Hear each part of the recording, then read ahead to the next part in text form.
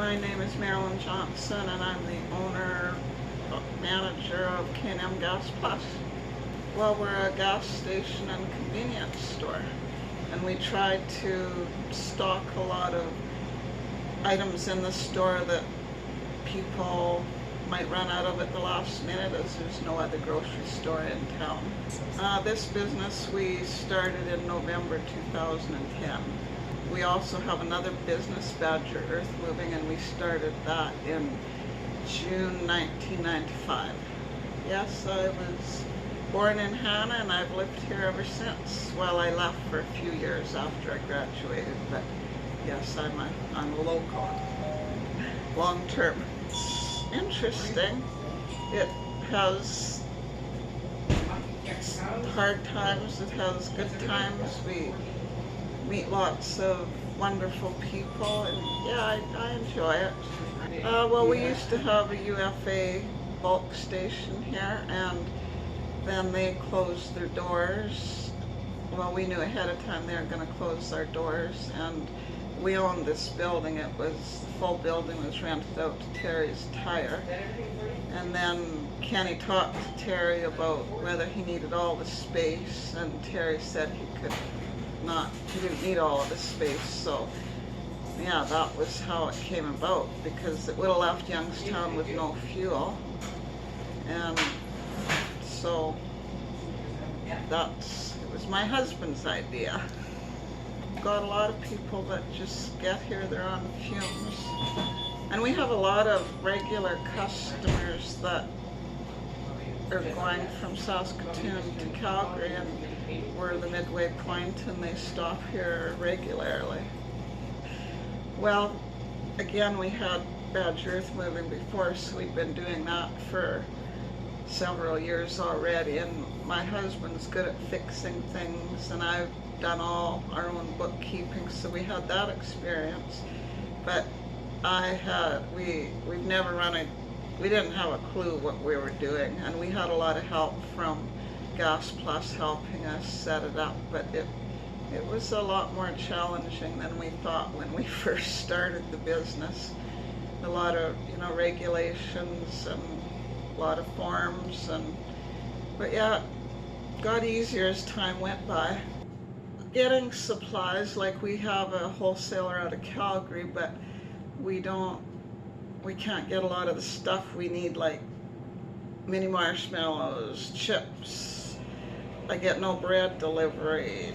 There's lots of stuff that I can't get from them because they're geared towards the city convenience stores, which would supply a whole different set of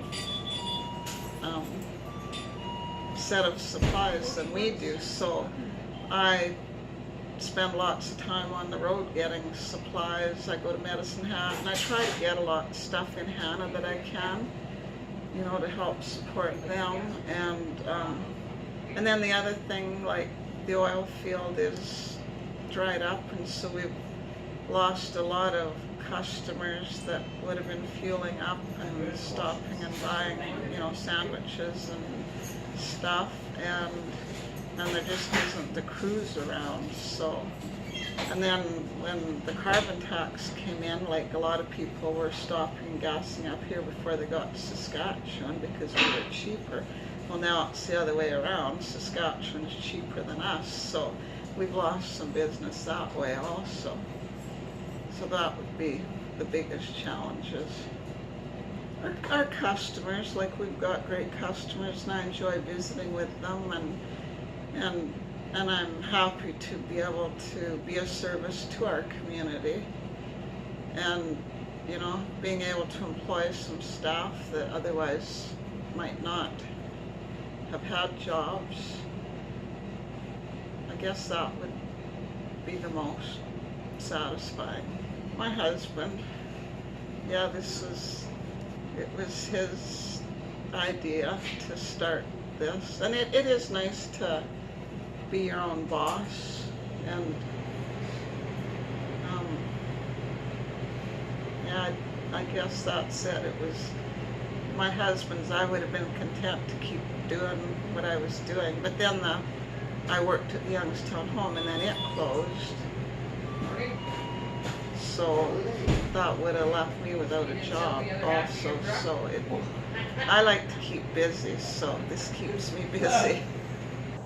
It was difficult at first. Our youngest son was still in school, so trying to juggle spending lots of time here, because to start with, Kenny opened up in the morning, and then we had Buzz, who came with us after the UFA closed, and then I was working the afternoon shift until we got more staff, and yeah, it just took a lot of time, but now it gives you a little more freedom because I have really good staff that, you know, they can run it pretty much unless there's issues that arise, and that can be solved usually over the phone, and we do have good technical support out of Calgary also, so overall it's been good. It gives you a little more freedom.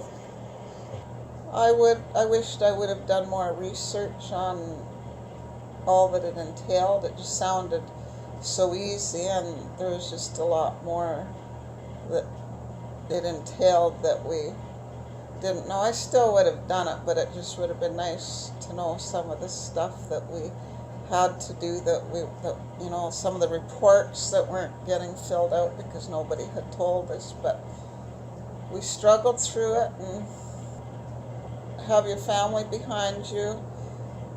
Be willing to put in lots of hours because it's going to take lots of hours.